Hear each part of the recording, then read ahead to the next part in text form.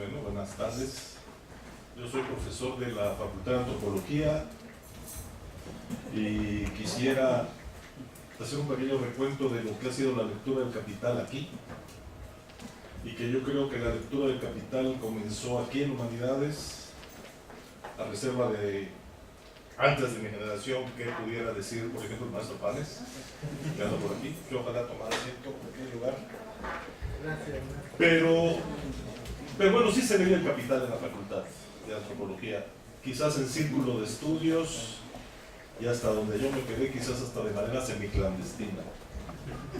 Quizás el primer curso del Capital en la Facultad de Antropología fue en el año 1975, donde un muy joven profesor de la Facultad de Economía de la UNAM vino a darnos un curso intensivo en vistas a un posible cambio de plan de estudios. Existía la materia de economía, creo que se llamaba economía general o economía política, en la cual pues ya se tenía en el plan de estudios en el que mi generación entró, y hubo una crisis de profesores, todos se fueron, una becada a Alemania, otro herido porque no quedó como director de Humanidades, la unidad recientemente creada. Y entre la gente que fuimos a buscar en una comisión de estudiantes al DF, nos hacía falta esa materia, y nos tocó leer el Capital en un curso intensivo, capítulo por clase, en 2 semanas. Se suspendieron todas las actividades, inmersión intensiva, y nos dedicamos a eso. Era vespertino en esa época la antropología, y en las mañanas leíamos el capítulo, bueno, desde la noche anterior el capítulo correspondiente, y se discutía en la tarde. Una de las primeras decisiones que se tomó en el curso, sí leíamos una introducción al Capital, ¿no? Y el maestro dijo, no, hay que sumergirse directamente en el texto. Podríamos leer algunas cosas de Gerard Mendel, hay varias introducciones, ¿no? Hay varias, pero vamos a entrarle, ¿no? Además tenemos poco tiempo. Evitó el capítulo 2 sobre el dinero. Fue una experiencia muy interesante. Teníamos un semestre antes algunas lecturas que aquí está el profesor que nos dio ese curso de introducción a la antropología, donde leímos partes de los Grundrisse, en particular el método de la economía política, donde nos enfrentamos a esta idea de lo abstracto y concreto y por dónde hay que comenzar la investigación económica, etcétera, etcétera. Leímos una interpretación multilineal de Marx, que era lo que se estaba discutiendo en ese momento. En cierto sentido, en esa época había una serie de polémicas que ahora se han reciclado y están en un nivel de evolución pues superior de la cuestión del papel del tercer mundo, la descolonización, etcétera, etcétera, que ahora se llama decolonialidad, ¿no? Que es la siguiente vuelta de la espiral, podríamos decir, intelectual, ¿no? Pero eso es con lo que quiero terminar. Entonces habíamos leído algunas partes de los manuscritos, ¿no? Preparatorios al Capital. Leímos las formas que anteceden a la formación capitalista, que están en el mismo texto. Y bueno, estábamos discutiendo también la dialéctica marxista. En algún momento habría que hacer la memoria por escrito de cuál era el ambiente intelectual, que era muy interesante porque ahora, como se dice, el ambiente del debate estaba en lo que ahora se llama marxismo occidental. Estaban desterrados Marta Harnecker, estaban desterrados para ese momento los manuales soviéticos de la URSS, y se leía en publicaciones, ¿no? Que había toda la disidencia. Leímos en Historia y Conciencia de Clases, que es el marxismo ortodoxo, en donde miren qué declaración: se es marxista en el método, la teoría puede cambiar, no hay ningún principio teórico que probablemente sobreviva, poco como decía César, lo importante es el método, la posición filosófica, el método de investigación. Comenzamos a saber que obviamente el Capital es una obra maestra, mucha vigencia en el momento, había mucha movilización social, la gente buscaba explicaciones sobre la sociedad, para eso entramos a una facultad de ciencias sociales, y había un conjunto de respuestas posibles, ¿no? Aprendimos que había dos maneras de poder investigar las sociedades desde este punto de vista, la histórica o la lógica, y que Marx y Engels, para que les alcanzara la vida, decidieron estudiar lógicamente el capital.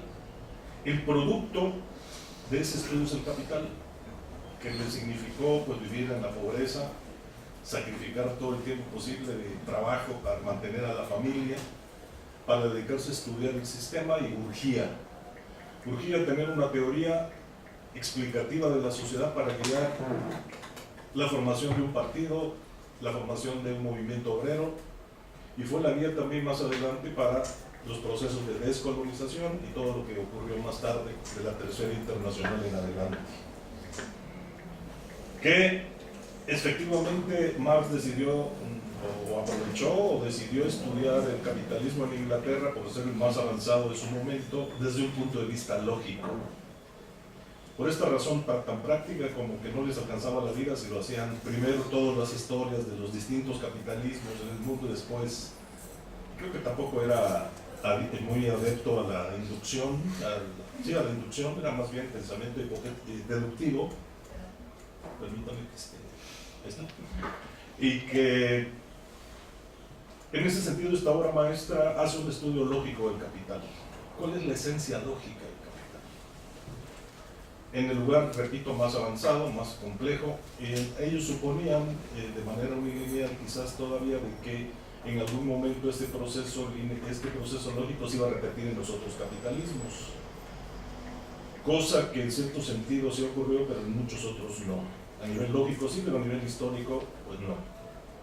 De hecho, en donde la predicción del capital es que el sistema tiene contradicciones internas que los lleva a su autodestrucción, y por eso es fundamental la teoría de la plusvalía. Yo creo que ese es el valor fundamental del capitalismo, que hace un estudio que nos convence de manera crítica, racional, de las tendencias intrínsecas al capital y qué sentido está presente ya como posibilidad de otro tipo de sociedad al socializarse la producción, que para evitar el concepto de inevitable hay una tendencia a esto, a la autodestrucción, y que va a llegar el derrumbe.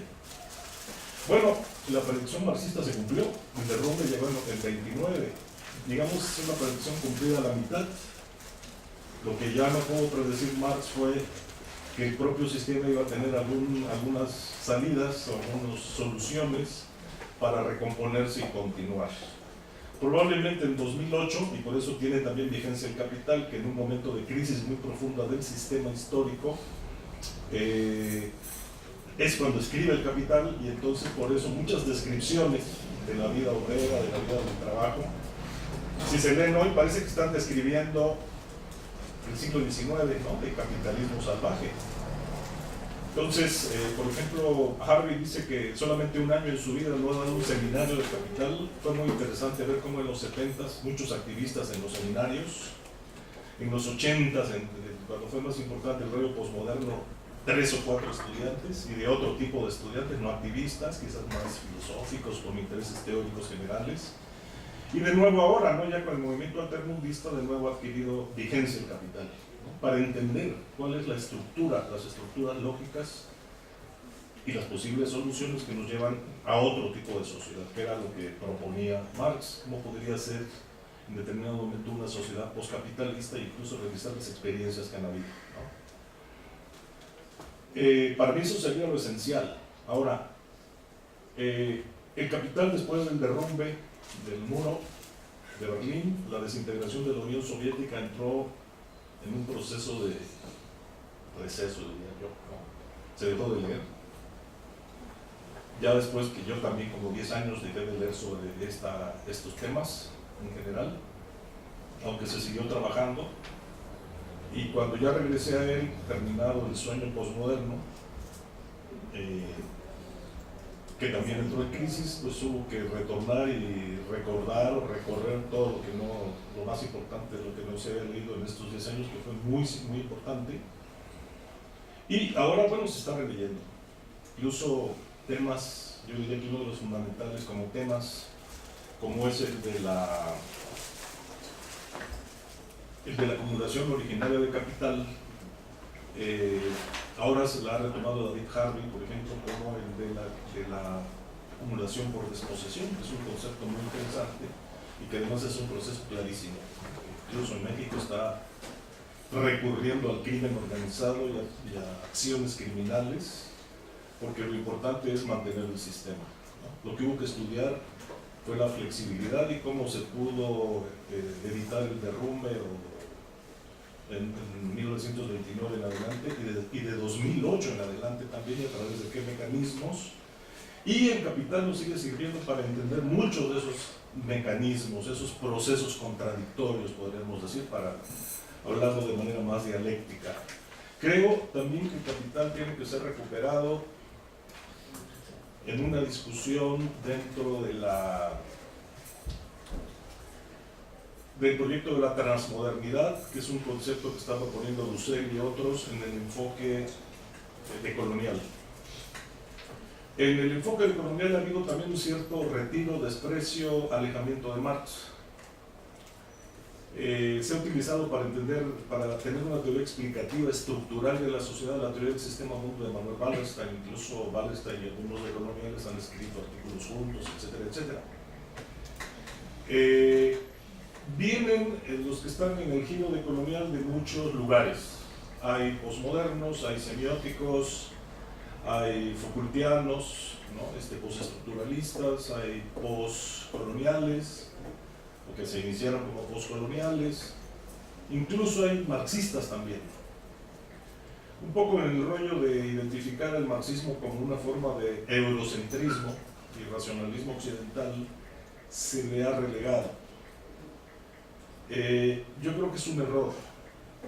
Yo creo que en la propuesta de transmodernidad, como una época que para superar el escollo del posmodernismo, que es un fracaso del proyecto moderno, y un poco siguiendo a Habermas, que también lo dijo, que el asunto es que la modernidad es un proyecto incompleto y hay que terminarlo, o dándole pie a otras lógicas, a otros mundos, crear un mundo no irracional o no racional, como es el posmodernismo en general, sino una teoría, una postura que tenga en cuenta la formación del capitalismo, pero no tan solo como ocurrió desde Europa, sino también visto desde la periferia, desde la diferencia colonial, en particular latinoamericana, ¿no? Pero que no es una solución las propuestas posmodernas de los nuevos movimientos sociales que fragmentan las luchas, y además en la propia realidad se ha dado con el movimiento altermundista las opciones que son universales, podríamos decir, con una salvedad o con una característica muy interesante, que los nuevos movimientos sí se vieron que fragmentan, como los movimientos juveniles, feminismo, por identidades étnicas, nuevos nacionalismos, etc. Y no hay que abandonarlos, sino que ya con el propio transcurso y la propia crisis capitalista se ha visto que hay problemas que nos atañen a todos y que son estructurales y que son del sistema histórico llamado capitalismo. Y el capital, repito, estudia su lógica. Entonces, que recuperando para construir, como dicen los zapatistas, un mundo donde quepan todos los mundos racionales, porque no hay una sola modernidad, no hay una sola racionalidad. Incluso Bolívar Echeverría ha tratado que por lo menos en Europa hay 4, ¿no? Y las ideas de que, por ejemplo, el mismo Néstor García Cancrini y otros, de que las modernidades latinoamericanas son varias también, incluso que hay otras modernidades previas a la modernidad europea, que no es la primera ni la única. Viene la propuesta transmoderna, en la cual es necesario conservar lo mejor de la racionalidad occidental, y yo creo que ahí sobreviviría Marx y el marxismo, tiene que sobrevivir, porque es un análisis muy profundo, y otras racionalidades de otras culturas, o sea, en la propuesta de la interculturalidad, que en la construcción pues de este tipo de modelo o de modelos, porque no puede ser uno.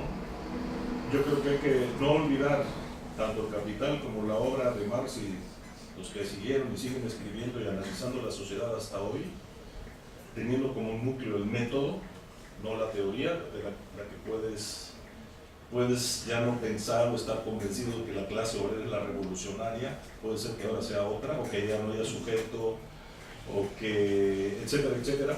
Lo importante es recuperar el método, ¿sí? Yo creo que el libro, que su nombre completo es Crítica a la economía política, es muy filosófico. Puede haber una lectura muy profunda filosófica. Creo que el tiempo ha demostrado que lo que proponía Althusser en su tiempo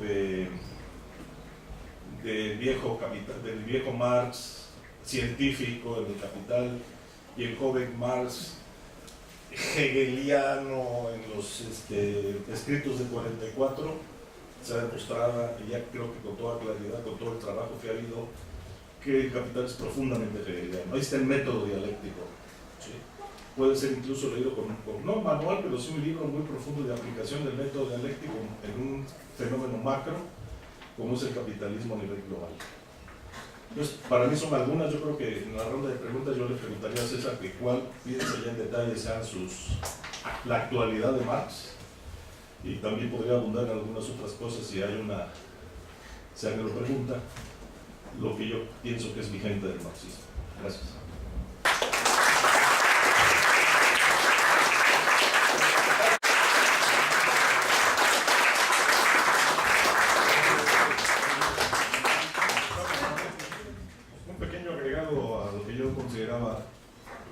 Creo que la obra de Capital demuestra esencialmente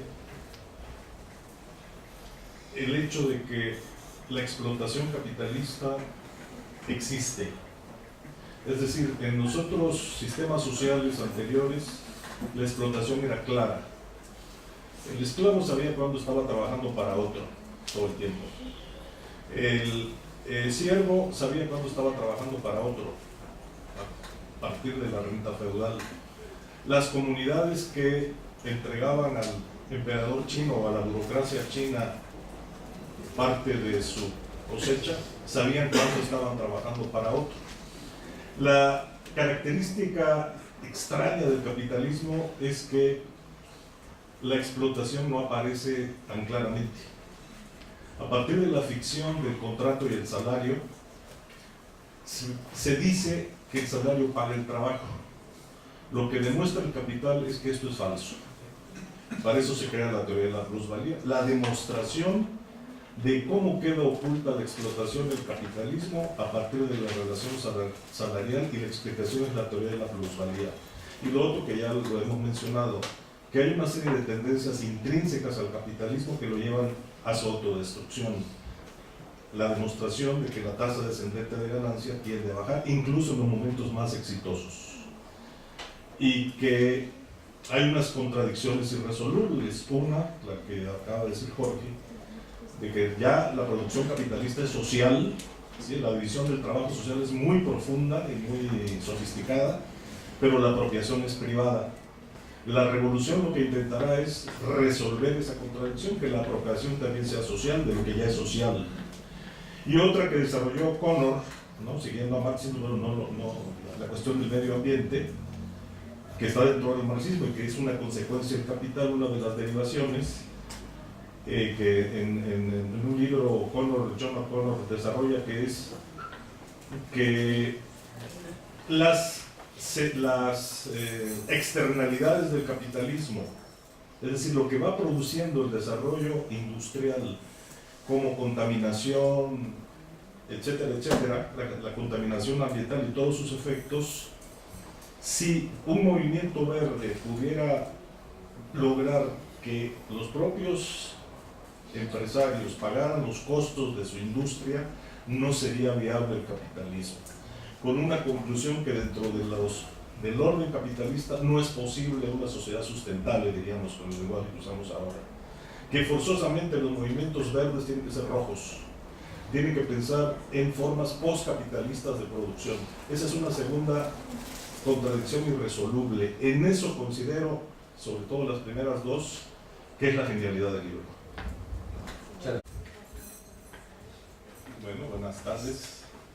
Yo soy profesor de la Facultad de Antropología y quisiera hacer un pequeño recuento de lo que ha sido la lectura del Capital aquí, y que yo creo que la lectura del Capital comenzó aquí en Humanidades, a reserva de antes de mi generación, que pudiera decir, pues ya se tenía en el plan de estudios en el que mi generación entró, y hubo una crisis de profesores, todos se fueron, una becada a Alemania, otro herido porque no quedó como director de Humanidades, la unidad recientemente creada.